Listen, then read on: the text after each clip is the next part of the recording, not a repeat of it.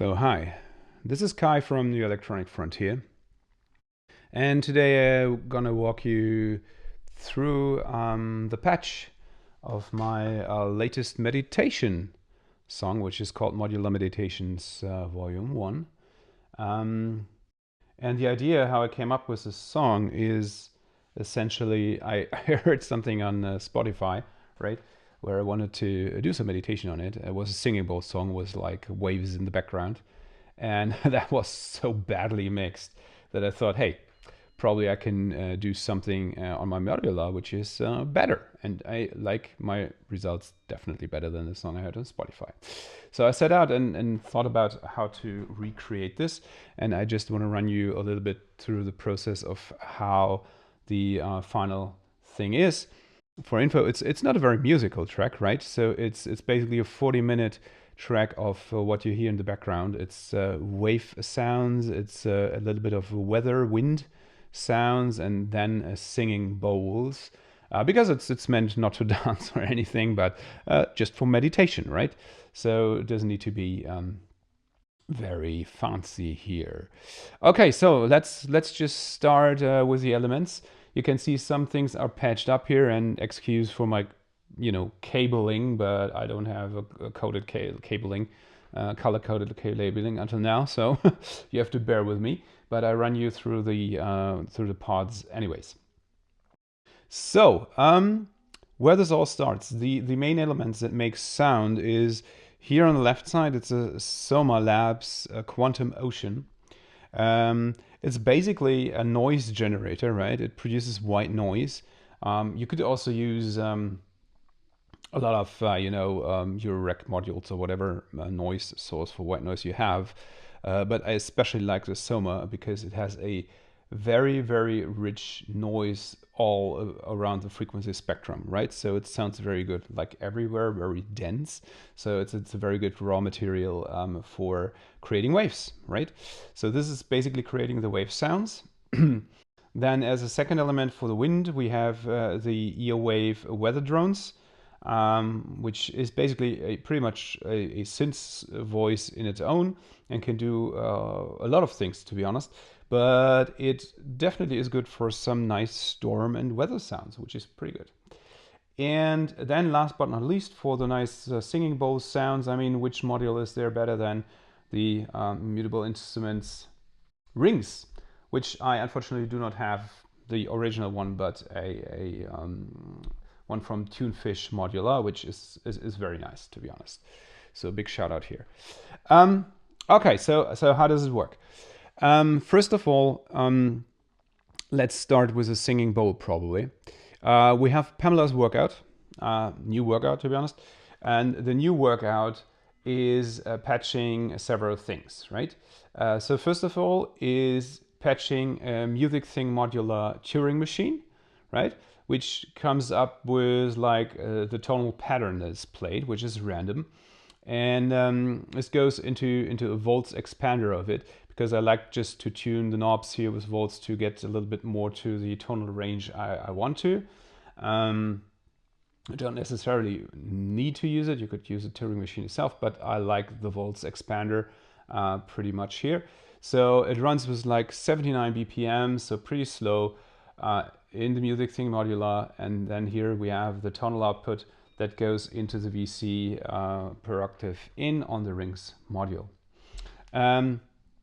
Also, the pulse that's generated by the Music Thing Modular goes into the strum of the rings. So it triggers kind of when the pulse is there. It has a little very, very unloud trigger when the pulse is not given and the tone changes. You can hear it if you listen very carefully to it. And this goes out in the original patch. It's still patched here, but I don't use it. It's going into the Endorphins Milky Way FX processor, and then it goes directly into the mixer, right? I use a blue box from 1010 Music here, which I really like for recording stuff. It's great. And what also happens is, and this is a bit, I mean, it's a bit double with the FX from the Milky Way, but I tried this in different setups. The singing bowl also goes out via an aux channel I created on the 1010 Music Black box, Blue box, and goes out into the H9 harmonizer from Eventide with the extraterrestrial setup, which makes a very huge sound, which is mixed in on channel 4 in addition to the original sound of the singing bowl, right? So that's basically it for the singing bowl. So it's pretty straightforward sound modeling just taking place on the rings. So nothing special here in between.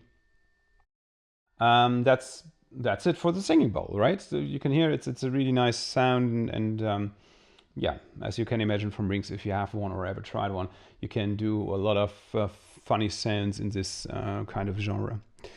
Then let's go on with the waves. So the Soma is basically a stereo device, right? So I have it here in a splitter. So I split the stereo into two channels, which I use differently.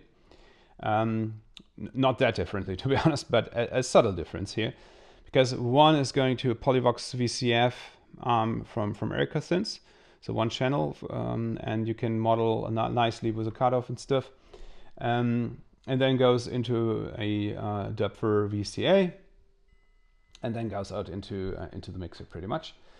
So that's pretty straightforward. The second channel also goes into a VCF, but a different one. So I use a Mutable Instruments ripples here. So you can have both wave sounds a bit different, right, from the frequency spectrum and from the cutoff of the low pass filter. So and the resonance as well. So this is pretty nice. So you can model actually like two wave sounds from this one device, which is pretty nice. And then what also happens is both are triggered by Pamela's workouts, the envelopes. Not the envelopes, the envelopes here, which are on the Behringer 140 module, which I like because you have like this nice graphical view of the stuff.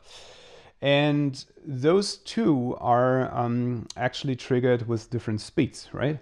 So I have at 1/19th, and the other channel is at 1/24th.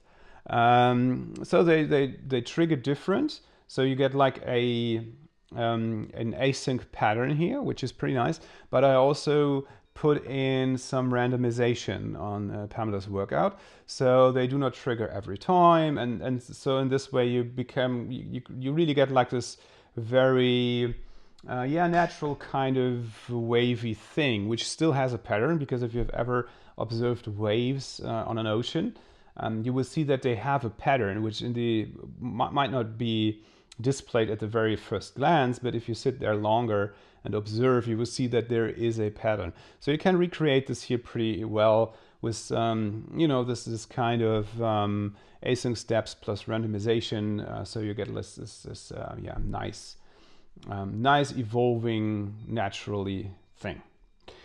Okay, the last piece of this is actually the weather drones from Eowaves. And you can see this is pretty straightforward actually. It goes out, it goes into a VCA. This VCA is triggered by Robot 3PT.